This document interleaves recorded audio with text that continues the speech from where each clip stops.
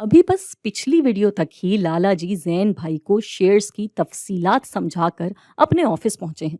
कड़क सी चाय मंगवाई है और हिसाब किताब देखने की गरज से खोली है खाते की किताब कि अचानक दरवाजे पे दस्तक हुई। सर उठाकर जो देखते हैं तो जैन भाई उलझी सी सूरत बनाए दरवाजे पे खड़े हैं। सर, कुछ और सवालात हैं। लाला जी मसरूफ कारोबारी सही, मगर इल्म के सवाली को खाली हाथ लौटाना खयानत समझते हैं। अंदर आ जाओ। हाँ बेटा, करो सवाल। अब अभी आपने पिछली दफ़ा शेयर्स के बारे में तो सब कुछ बता दिया। मैं ये भी समझ गया कि कोई कारोबार या कंपनी अगर शेयर्स बेचती है तो शेयर्स खरीदने वालों को इक्विटी यानी मालिकान के हिस्से में उनके शेयर्स की मिल्कियत के हिसाब से हिस्सेदार बनाती है। लाला जी मुस्कुराए। शुक्रिया। मगर पूछो। कारोबार या कंपनी जब बॉन्ड्स बेचती है तब क्या होता है? देखो बेटा, जब कारोबार को पैसा चाहिए होता है और कर्जे वगैरह की सूरत न हो तो दो रास्ते होते हैं। एक तो शेयर्स बेचना, जिसके बारे में तुम अब सब कुछ समझ चुके हो।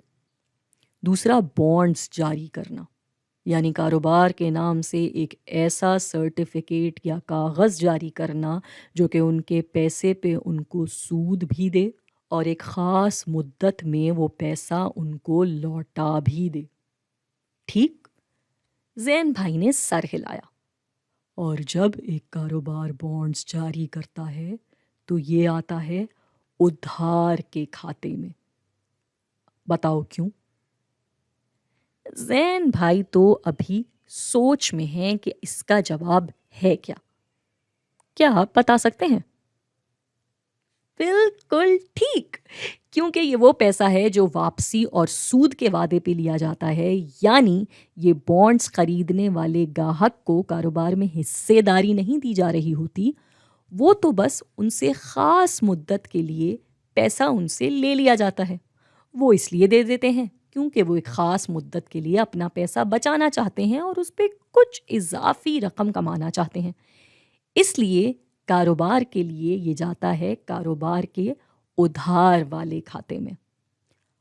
और भी कुछ फ़र्क हैं, जैसे कि शेयर्स खरीदने पे सालाना या किसी और मुद्दत पे कोई अदायगी नहीं होती, मगर बॉन्ड्स पे होती है।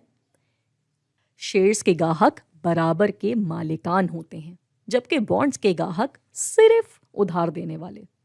शेयर्स खरीदने वाले को सूद नहीं मिल रहा होता, मगर वो मुनाफा कमाते हैं। कारोबार से उनको ऐसा भी हो सकता है कि कभी बहुत ज़्यादा मुनाफा मिल जाए, मगर हाँ, नुकसान की सूरत में भी नुकसान उनको साथ में उठाना पड़ता है। जबकि चाहे मुनाफा हो या नुकसान, बॉन्ड्स के गाहक को बस उतने ही पैसे मिलते हैं जितने का उससे वादा किया गया होता है। उतने तो हर सूरत मिलते ही हैं। इसलिए अगर कारोबार का दिवालिया हो तो दोनों के लिए सूरत हाल अलग अलग होती है।